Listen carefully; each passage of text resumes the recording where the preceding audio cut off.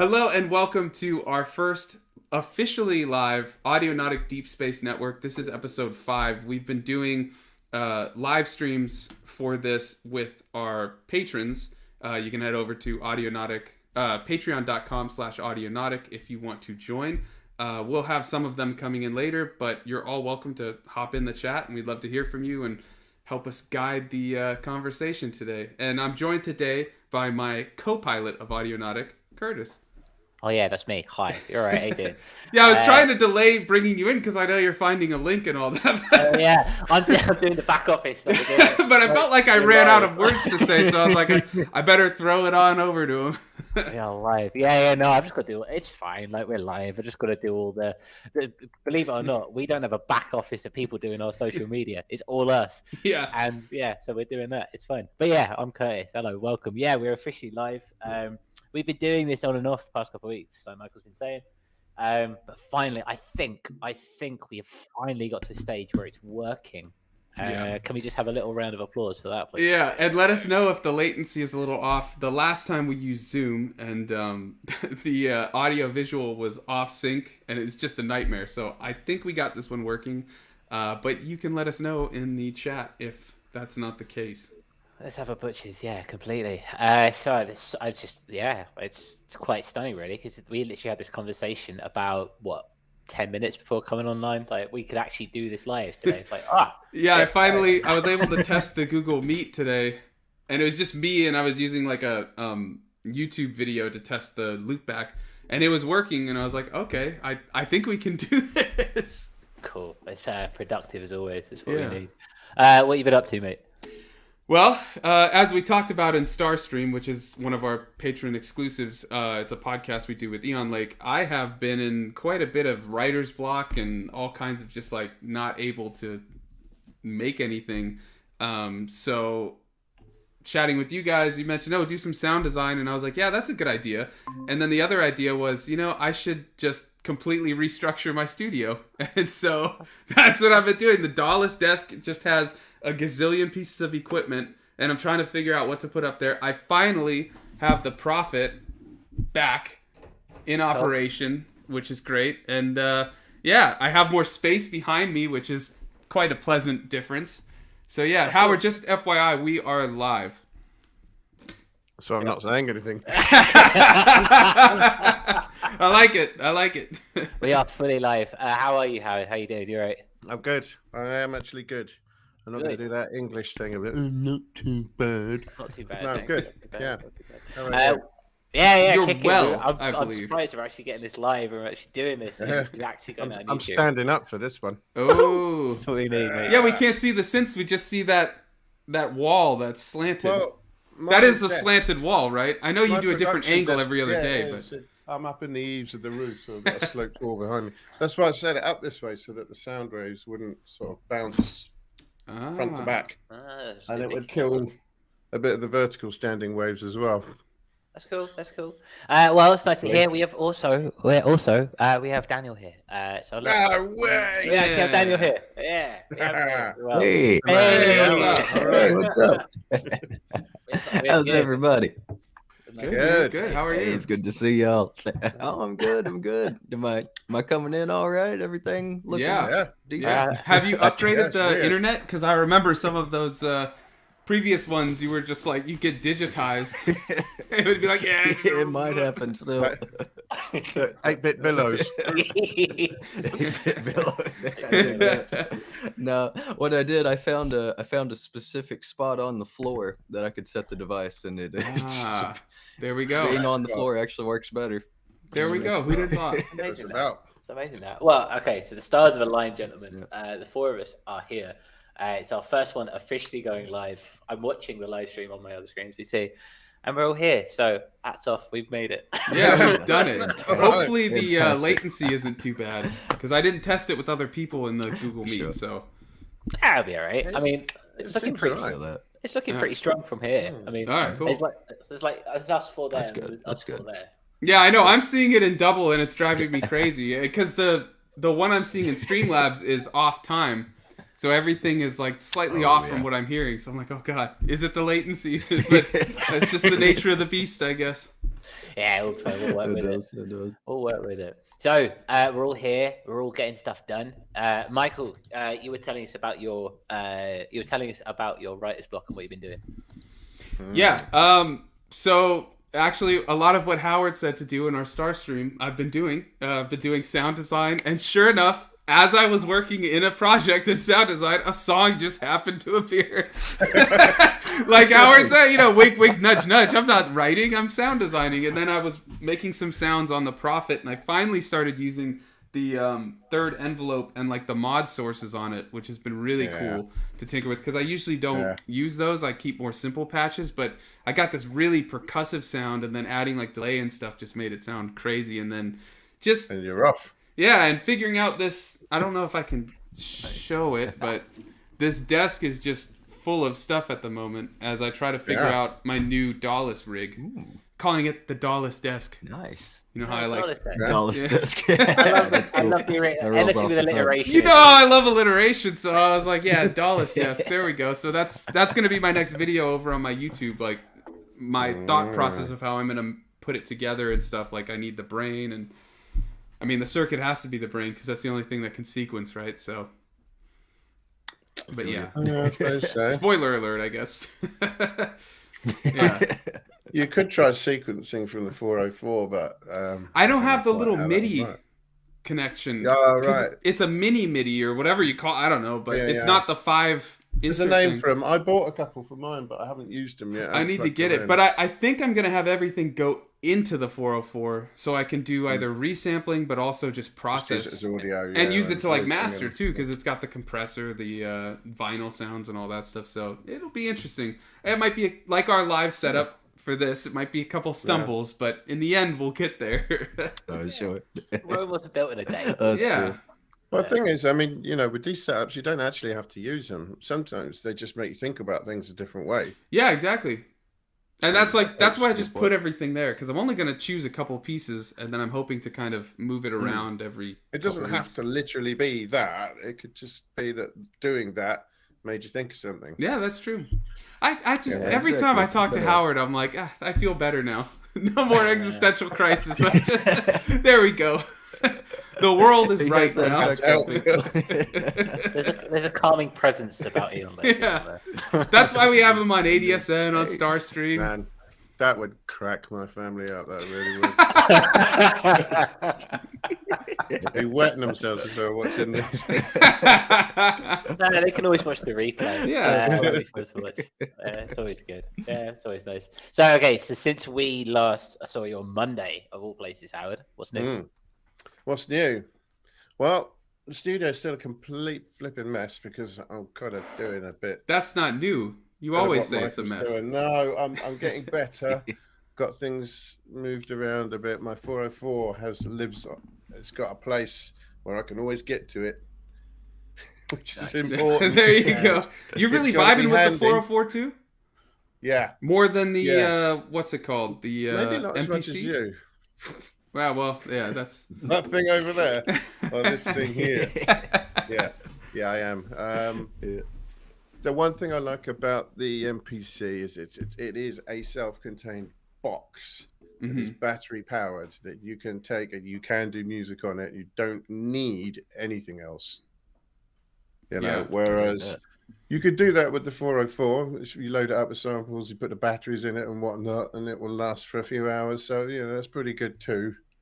But it is it is a self-contained production system, and this is why I got these things really, is because I don't get that amount of time in here in this room. Yeah. So I want to be able to start off ideas and do stuff on the go whenever there's a spare minute, mm-hmm. Instead of get something together kind of quickly, Yeah, exactly. But also take different approaches, or maybe be inspired by my surroundings a bit more. If I can go and chuck stuff in a bag and go in a field somewhere, and if the weather's good, that really appeals to me. Anything in a field is always good. Yeah, Absolutely. Proper field recording, not that just I recorded something in the field. I multi-track something in the field. I recorded this engine, but it was in a field, so we're going to call it field recording.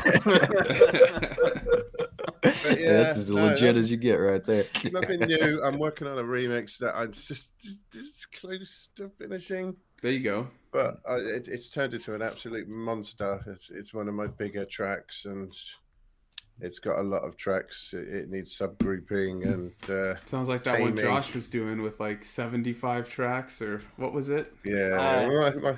Axis got to 85 in the end. How many are you on? Yeah, he's got the record. I'm only on about 40 or something, but there's a lot of conflicting sounds. Those are rookie levels. You gotta just keep going up. Well, even by my standards, I'm improving. That's not bad. That's true. I managed to whittle it down. If it's not 60 or more, you're not doing it right. But the new mixer is good.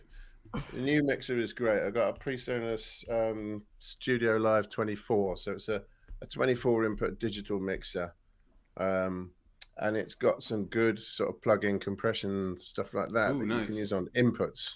So my live gear running into it, I've got compression, EQ, and reverb and stuff that I can apply to it. So if I sequence it and run it live, it's not hammering my Mac or anything. Oh, that's true. Yeah, that's good. That's good. I can have more going at once. And still got compression and EQ on every single channel. That's fantastic. That is.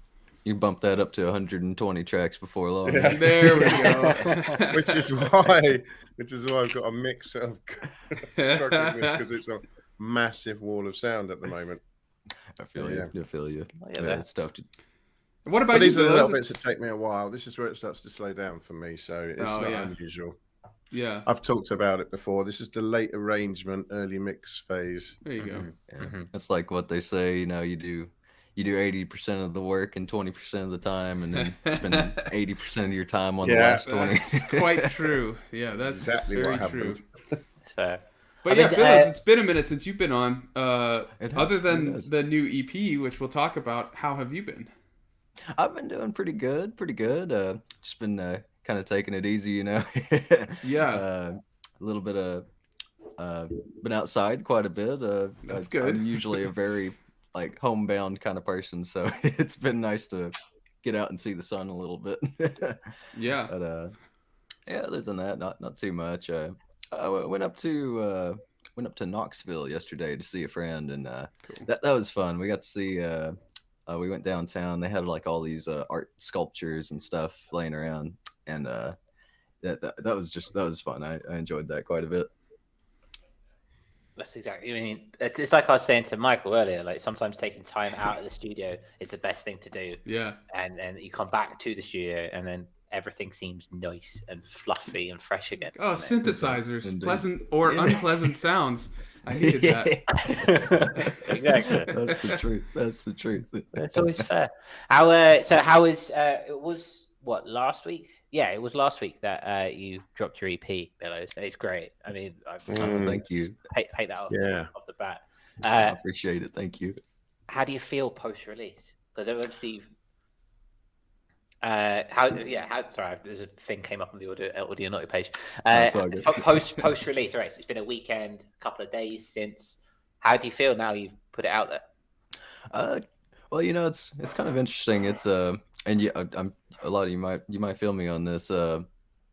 It's when you that close to releasing something, it's on your mind a lot. Like you're putting a lot of time into it, and then once you get it out there and you get it released, and I don't know, it's like there's a big hole in your mind where that used to go, and you're just kind of like, what do I do with myself now? I kind of you just kind of look around confused. So, but it's generally I'm happy with it though. It's I think it came out all right. It was fun. I'm inclined to agree. I had to listen to it 3 times back to back over the weekend when my first listener got to the end of it. So, Again. I appreciate that. Yeah, I was surprised. I mean, your releases always surprise me. I never know what is going to happen, and I love that. That's one of the things I like about it. It did feel like quite guitar heavy, which is no bad thing. Yeah, and it was surprisingly, and a lot of it doesn't sound like this, but everything on the album, aside from Josh's voice sample, it's all some form of a 12-string guitar recording. Oh, it was.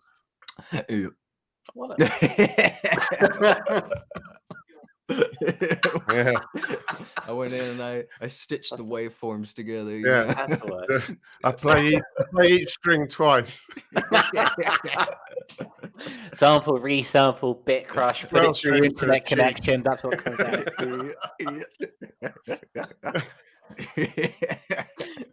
It worked like a charm, man. Every time. No, but I mean, again, it was a curiously emotive EP. It does take you places, and not necessarily not in any cheesy way either, or any obvious way. It's subtle and mysterious stuff you do, and that's, I think, one of its strengths, definitely. Oh, thank you. That means a lot to hear. That was the last two particularly. Yeah, that was. You guys might feel me on that too, but like when you're working on stuff, maybe you keep like a little mental ranking of like how much you like each song on the thing. Yeah, or try not to, but there's definitely an inclination to. Exactly.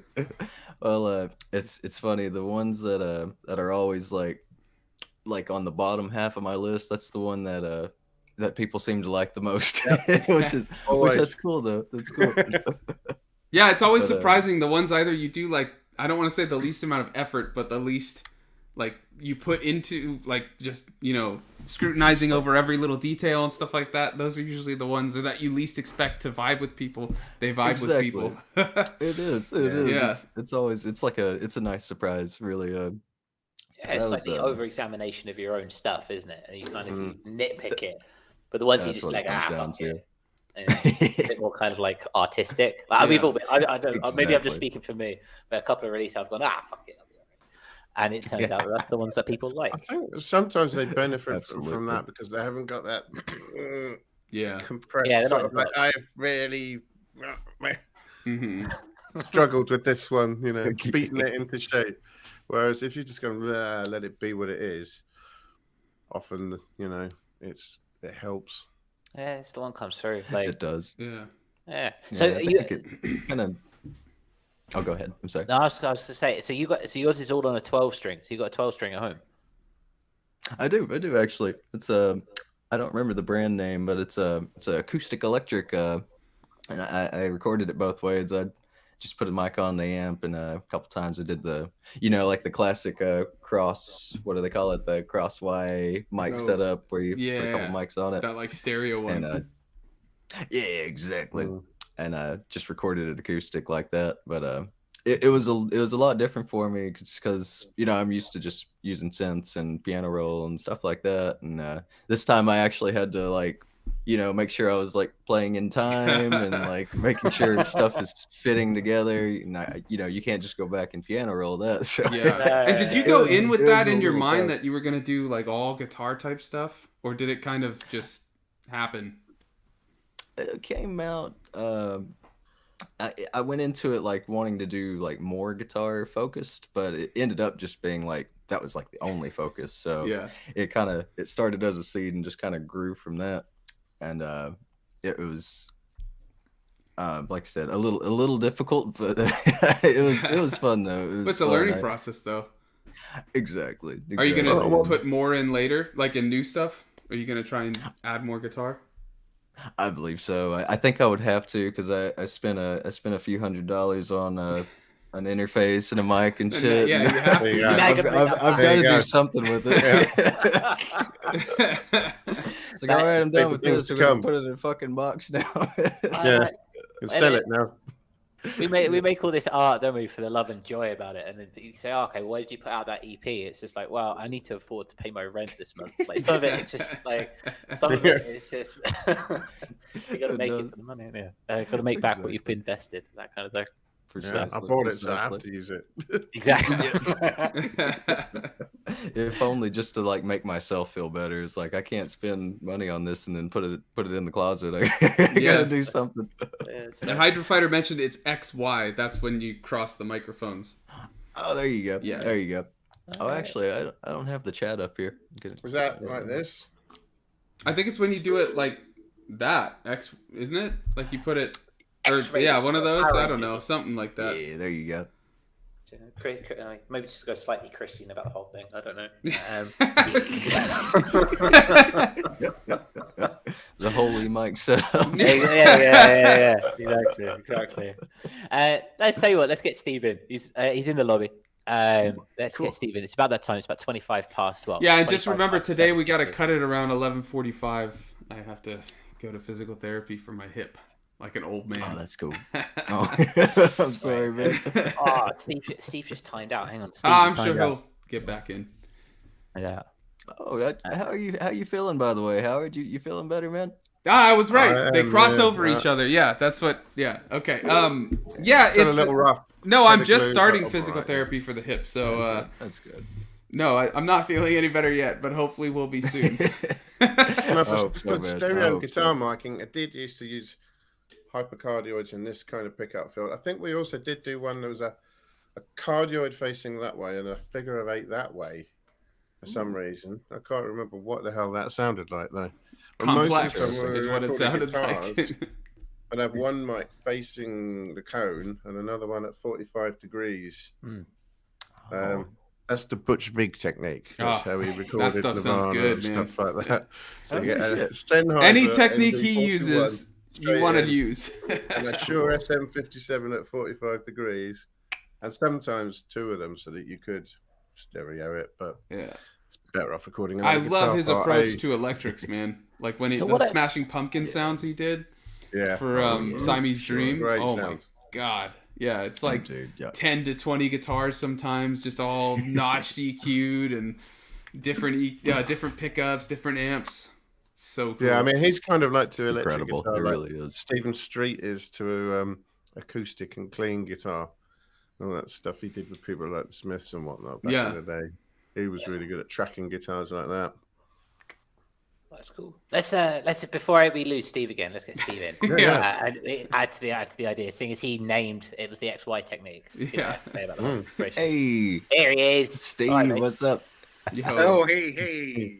I gotta mute the other video so I don't have the delay. There you go. Special effects of Google and YouTube at the same time. I mean, more than one of us would be a problem. Yeah. How are you, man? How's it going? I'm good here, guys. How are you? Oh, doing good. Yeah, love the new music out, guys. I heard you guys talking about Daniel's album. I love it, man. It's great. I didn't realize you have that much guitar in there. I mean, there's guitar that I hear that I really dig. I mean, I pointed that out to you in our chat, but it's really cool.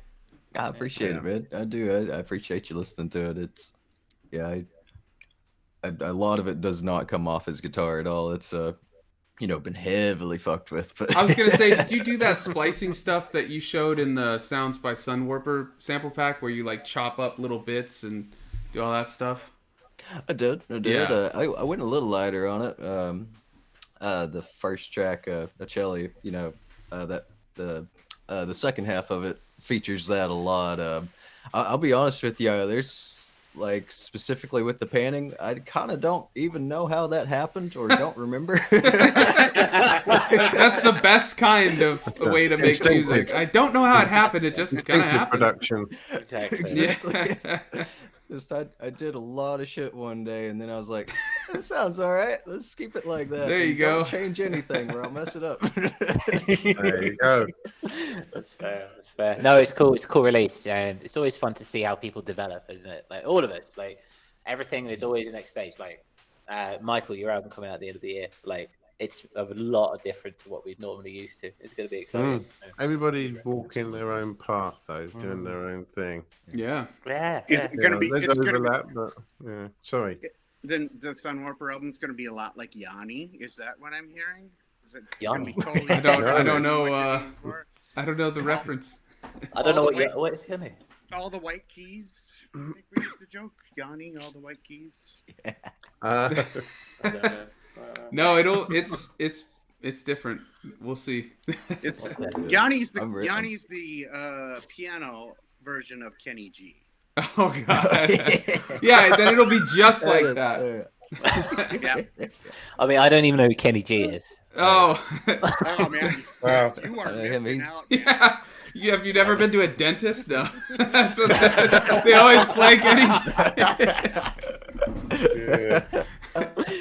It looks like I need to go and do some homework. I wouldn't recommend. No, I'm kidding. It's cool. That's it. I'll tell you what. I'm reckoning it's 28 minutes past 8 my time, which is like 1 your time, and 4 and 3 and 2 and everything. And 11:28 for us Even by number the of ocean in the fucking time Pacific. Yeah. So, but we want to bring this. Michael, Sunwarper found this. I'm going to share my screen with you guys so you can see. I'm sharing the screen. Sunwarper, do you want to introduce this concept? For us? Yeah, once it pops up, there we go. Okay, I just want to make sure we're still seeing everybody. Yeah, okay, so reverb.com, cool website and all that stuff, but I found a while ago they had some samples of drum machines a while ago, and I downloaded some of them, but then, you know me, I'm always on a search for like cool free sample packs and sounds. And they just, I think, either updated it or have some new stuff. But I just saw they were like advertising it, and I hopped on, and they have tons of free sample packs, and the ones they charge for, some of them are free right now. Okay. Yeah. Which And they are one- massive. I mean, some of them are just like huge. Yeah, And yeah. free. So like I've been on that It's not sound like, design you know, thing, oh, so here's you want to one check with it out. 10 hits in it, and No. here's one with like 5,000 that's 800 quid. It's Yeah. even the ones that are, you know, they Ooh, charge for aren't SP1200. expensive and they're massive. I gotta get that 1200 one. I love the sounds from an SP1200. But yeah, it's really cool. It's just like if you're looking for some new drum sounds or just to get inspired by writing stuff, they've got tons of sample packs and things like that. And I think all of them right now are free, or most of them. And then because you mentioned, Josh, when we were looking before the show, some are like originally $20 but now free or something like that. Well, yeah. So okay. So I originally thought it's just drums, right? And then but you come down to the bottom here. They actually have a few that are going free. So this is my favorite name of all synthesizers ever. The Waldorf Microwave XTK. I don't know what that is, but I'm getting that one. But also, so that was €30 down to free, and then quite interestingly, they've got a Jupiter 6 synth collection, which is again that's down from €30, and that's also free. Nobody likes a Jupiter 6, do they? No, it's such an underrated synthesizer. I wonder I'd have to give that one away. Yeah. Yes, I'll do that now. Actually, yeah, that's good thinking. So I'll do that now. So, let me do that. Oh, we're going to see ourselves twice because we are a well-oiled machine. Recursion. Recursion, motherfuckers. It's going to be great. It's going to be great. So yeah, I'll come back to this and all the back office stuff. Just for there is also that as well. So all right, I'm curious because Hydrofighter, you're very drum heavy. Would this be something that you'd be interested in? Are you always looking for what? Do you run out of drum samples? Are you making your own? How you doing? I usually am making my own with the collaboration of some drum synths.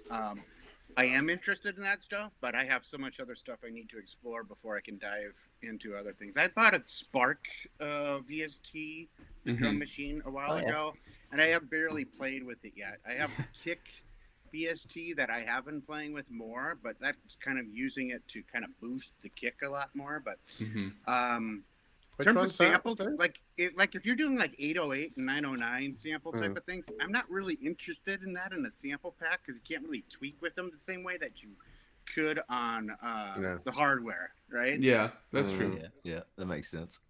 You can use them a little bit, but I just don't want to get lost down a rabbit hole of where am I at with this? I got something here, and I don't even know what I'm doing with it. Yeah, I think just sometimes it's nice to have that option when you're like stuck, or when I really don't like the sound of this kick in this track or something. Like, hey, you've just got all these sounds you can pull from, and you can just scroll through and be like, oh, that one fits. And then like I like to do, I think you do too, Hydrofighter, but multiple drums, like samples per stacking hit samples. Or whatever you want to call it. You know, like So every kick has like 3 or 4 kicks, and sometimes I'll do velocity so that only one type hits it on a certain velocity or something.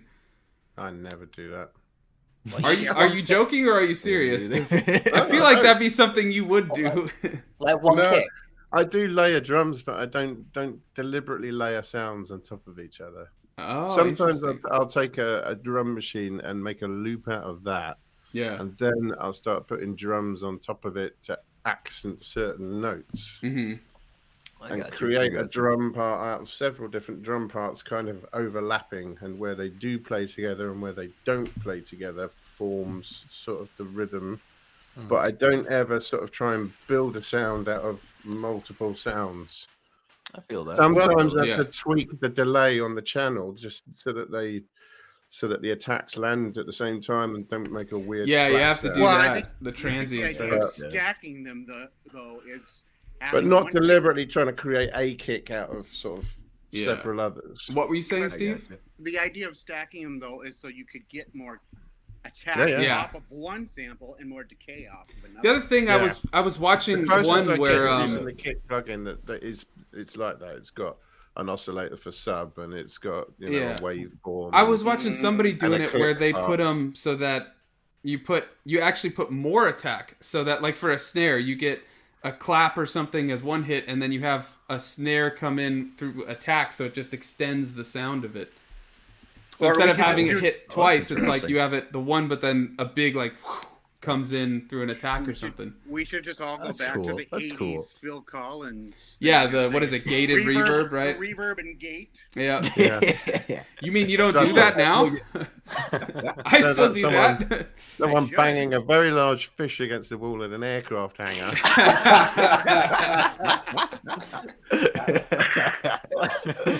That's great. What the hell is that?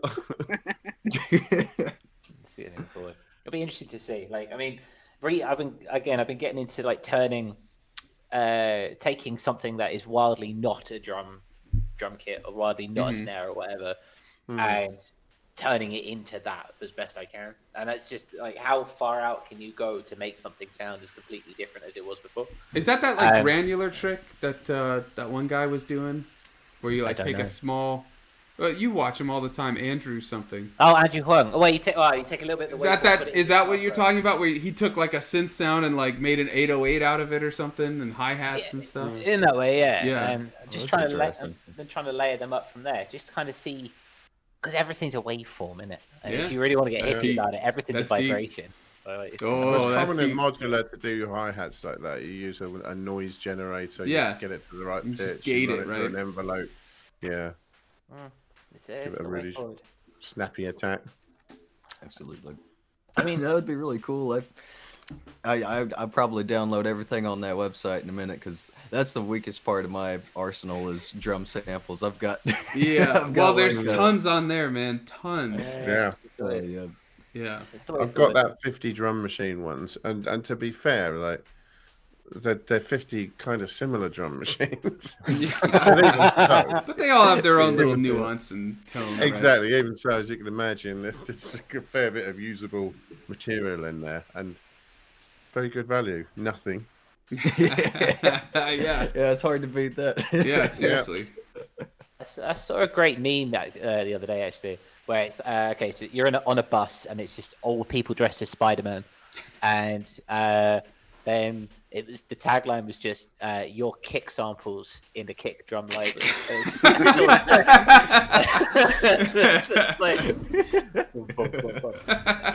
It is a bit like that, isn't it? Like, you have a look at these, you go through these, we're making sample packs and stuff, and it's like these kicks, there's difference. There's decay difference, right? Some have like that long, like faux 808 type sound, and some are very sharp and snappy. I like the snappier stuff now, though. A bit of both is always nice, a bit of both, and it's entertaining to me. Like, there's such a market for sample packs. There's such a market for them. Yeah. People just buy them, and I mean, fair play. I have a Splice account, sure. But it's just, how many variations of one kick can you make? Well, it's like, how many chord packs can you make, right? Unless you're neat. That's what I think when I listen to them, yeah. How many very similar kick drums do you need? Yeah. Yeah. You need all I of them. must admit, I do That's sometimes have one playing in a track and tweak it while it's in the track and pitch it and so on. And I think that's the best way to do it, though. Because you need to know what it's like in the context of a song, not just like, oh, this sounds good alone. As you expect, is it? Yeah, because it's going to conflict with the bass and stuff like that. That's exactly right. Yeah, I was tuning my kick drums for a long time, and I found they start to just get lost. Yeah. Yeah. Because they're in tune. Yeah. You need them to be out and be like, what is that terrible sound? There it is. Now I hear the beat. Now I can hear it. Boom. Oh, man. Do you guys? So we're talking about assembling drum kits and assembling the ideas. If we're doing so if you're doing a project, an EP, an LP, whatever, do you prefer to change the kits per different tune, or do you prefer to have like a consistent kit throughout that's a good one question. journey, so to speak? I change. Every song has different drum sounds. Completely Really? different drum sounds. Yeah. Interesting. Oh, that's fascinating. Okay. Is that because it's the experimentation is the fun bit for you? Well, I think a lot of it is because I'm sampling from loops of drums. So I'm going for the feel of what that loop is and then extracting it from there and then building on top of that. So I don't really carry that over like I would a synth or something like that into another song. But so you don't start, I guess you start a track with drums usually? Because like for me, when I put drums into a track, I always use like a preset I've made of like either this type of like, hard hitting percussion or like lo-fi type sound, and then if I add drum loops or need it to fit the song better, I then change the sound.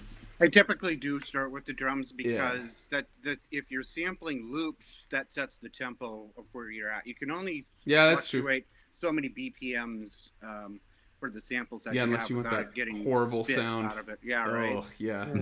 Gets wacky pretty quick. Yeah. Howard, what about you? Do you use different drums?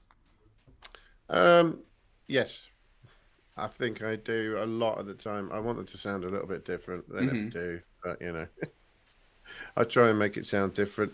I have a number of sort of set tools that I use.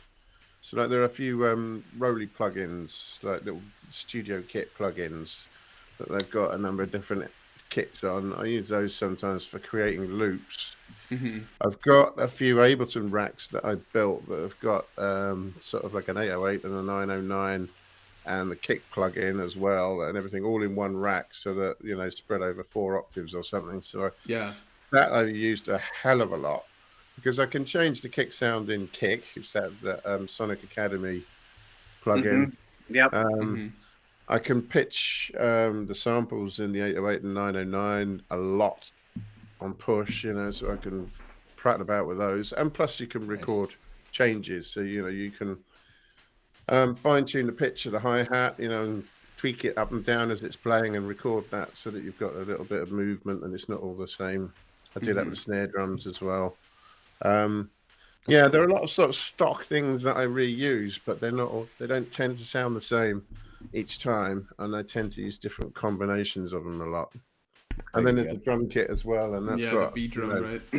It's got loads of kits on it, so I use different ones for different tracks and whatnot. That's the fun of what we do, though. I mean, if you think about bands going into the studio, it's like, hey, we'll mic up everybody the same way. We're gonna have the same sound through the whole thing. Might fluctuate some distortion on the guitar here, but that's a bit boring, wouldn't it? Doing everything the same way all the time. Yeah.